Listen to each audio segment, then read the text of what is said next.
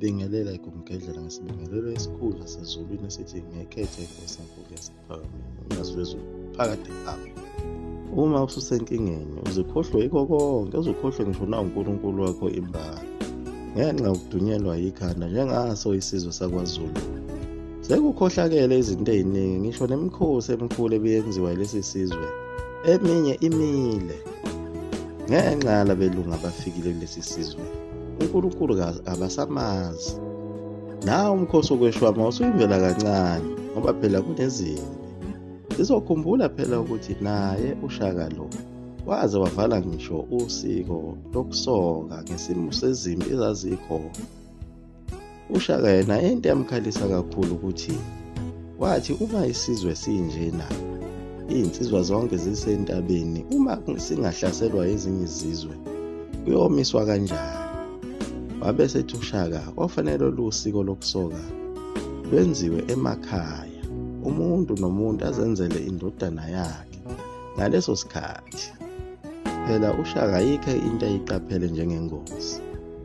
Phela sike sachaza ngazo igigaba zakhe uShaka eziqephini ezedlule nezinye izinto ababekhuluma ngayo ezingewolona iqiniso amanga.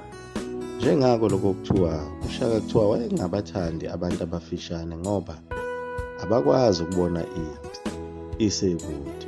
Bephinde bejike futhi lapho bethi wayengamfuni umuntu omude ngoba wayesheshe ebona impi isekude bese yabaleka.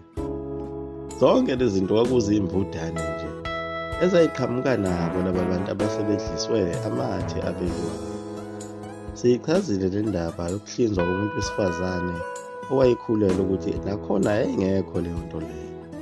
Kuyacaca ukuthi uShaka wayengena lo muntu ababemcabanga abantu. Wayeyindoda eyayithanda kakhulu nokuhleka njengoba wayenosomahlaya bakhe abaningi.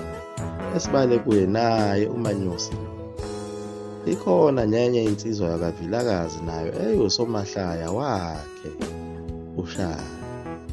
Kodwa ubufakazi obuvelayo isigungu sakhe uShaka isona esasinonya hayi uShaka. Ngoba phela naye usomahlaya wakhe lo wakwaVilakazi kuthiwa wavelelwa inkinga. Kuthiwa lo somahlaya wakwaVilakazi wenza ihlaya ngalo ilembe uqobo behlezi botha ilembe.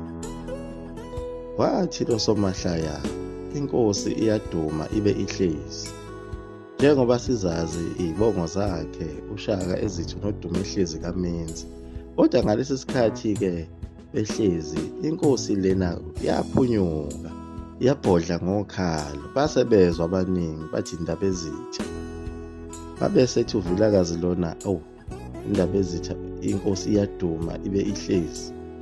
Lase liyahleka lonke ibandla naye wahleka uShaka. Kodwa kwathi sekuhleziwe isigungu esiphakemeyo sathi leli hlaya lenziwe uVilakazi alilunganga njengoba inkosi ibibhodla ngokhalo nje na.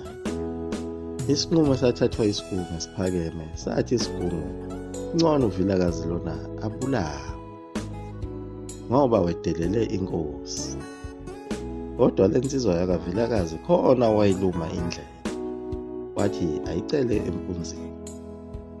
Phela kwakungakabe yakaVilakazi lensizwa. Lesi sibongo sithi Vilakazi sadaleka ngesikhathi sibalekile yaze yayofika eSwazini. Yafika nomndeni wayo laphana eSwazini babonakala bengamavila ngenxa yokuthi ngesikhathi beseyingapha kwaZulu babevame ukuya kule mimfula ekhihliza uSawoti. Coshela wona uSawoti emfuleni okhihliza uSawoti. Akukho kunye ababekwazi ngaphandle kokwenza lo msebenzi. Uma sebewutholile lo Sawoti babewuhambisa kwezinye izizwe ebese kushintshisana ngawo njengoba imali yayingekho kwakwenziwa lento akuthiwa i-bartering system. Ukulima lokhu kwakuyinto ababengayazi nababengayijwayele ngoba babehlala ngokudayisa lo Sawoti wabo. Manje amaswazi athi mayibona laba bantu abangakwazi ukulima ababiza ngamavila. Base siqhamuka kanjalo ke lesi sibongo sithi Vilakazi. Baba nenkinga enkulu yokulamba ngoba awungekho phela lo mfula wabakhihlizelwa uSawoti kule ndawo. Babephila ngawo ukuthi behambe becela ukudla bese kuthiwa amavila. Kodwa ukhona futhi omunye usomahlaya walo ilembe owakuthiwa uLubedu Masondo. Ngelinye ilanga uLubedu Masondo wayehamba noNxaba kaMbhekane esake sakhuluma ngayo kule ndawo wagcina balekele kwa emazweni angaphandle. Lona owayehamba nozwa ngendaba jele baze bawufika koMalawi. uLubedu wamasondo lona wayethandwa kakhulu ilembe ngenxa yamahlaya akhe ayewenza. Kodwa ngelinye ilanga lapho ayehamba khona noNxaba kaMbhekane bafika kwaZulu belethe izintombi. Lajabula kakhulu ilembe ngentombi ababeyilethile esigodlweni. Phela izintombi zayibaluleke kakhulu esigodlweni nasebukhosini bakwaZulu ukuthi nje zibe khona izintombi nto ezizohlala eduze kwalapho kuhlala khona inkosi. Ziyisibusiso kanti futhi ziyabuqinisa ubukhosi. Ngisho ikhaya lakho leli uma linentombi nto ekhona egcekeni ikhaya liyaqina noNkulunkulu uyalifikela lelo khaya. Kodwa uma amadodakazi akho engazona izintombi nto uNkulunkulu akawuthandi lowo muzi ngoba awunabo ubungcwele. Ngoba ngisho izulu alingeni lapho kusuke kunentombi nto khona. Nakhona kwaZulu babenza khona lokho ukuthi kube khona izintombi nto ukuvika nazo zonke izinto ezazingase zibavelele ezimbi. Hayi ukuthi kwakuzolalwa nazo nje lezo ntombi. Ayizoqinisa ubukhosi. Kwathi kusihlwa kothiwa ilembe. uLubedu Masondo naye wayebhizi enza amahlaya akhe. Naye kwenzeka okufanayo njengalokho okwenzeka kuleya nsizwa yakaVilakazi ukuthi kwaba khona elinye ihlaya elenzayo. Bagcina bangalithandanga kahle laba babesesigungwini esiphezulu. Balihlaziya leli hlaya. Bathi leli hlaya lizokwehlisa inkosi isithunzi. uShaka walwa kakhulu ngokuphikisana nalesi sigungu lesi. Kodwa isigungu saze sagcina simnqobile ukuthi indaba ezithi angeke uphinde uhlonipheke uma uzovumela umuntu njengalona enze ihlaya ngawe kanjena edlangalaleni isizwe siyokuthatha kancane. Kodwa futhi lapho uShaka wathola ukuthi akayithandanga leyo nto ababefuna ukuyenza. uShaka lona wayeseyikhiphile nenkomo ayibonga ngazo ngalamakhosazana ababewalethile ebaxoshisa phela sezibekwe ngononina. Kodwa ngabo lobo busuku uLubedu Masondo lona bamlanda bambamba bayombulala. Ngesikhathi bembulala nje kanti uNxaba kaMbhekane lona wakwamavundla uyayibona lento abayenza uLubedu Masondo ongumngane wakhe. Ilapho-ke uNxaba kaMbhekane acela khona empunzini wathatha izinkomo wangena indlela. Ebona indlela akubulawe ngayo umngane wakhe. Kodwa lokho kwenziwa isigungu babecasulwa ukuthi kwakuwumona nje kuphela ngoba babemthanda kakhulu phela uLubedu Masondo lona. Kuningi ababekuphambanisa ngalo ilembe kanti umoya walo wawumuhle kakhulu.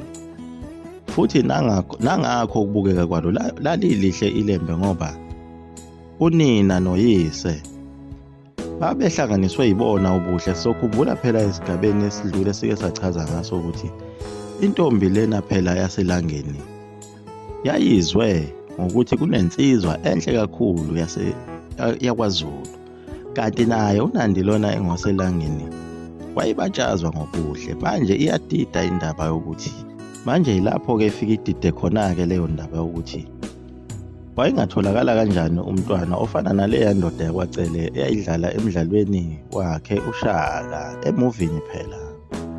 Kodwa yibo futhi njalo abantu abamnyama babangalokho ukuthi ezinye izizwe zigcine zibhale ngomlando wethu zize zenze ngisho iziqephu ngenxa ukuthi izizwe ezimnyama azifuni ukuxhasa izinto zasemakubo. Ngeke njena osomabhizinisi abangabantu abamnyama bexhase izinto zamasiko nezinto zomlando wakithi kwaZulu. Ingakho abelungu begcine besibhalela izinsumansumane njengoba nayo indaba kaJesu lena ingamanga ngenxa ukuthi kwadedelwa bona abelungu laba babhala ngendaba abangayazi. Umongameli wezwe uJacob Zuma wake wazama ukuthi efune ukolanda iBhayibheli leli kuyilona liqukethe amaqiniso. Kodwa asazi ukuthi leyo mzamo yakhe yaphelelaphi. Liyaguqa lapho ekumgedlela umzukulu kaMafutha Mkhumbu idu intombi nesoka. Inkosi ibusise enekuzwini.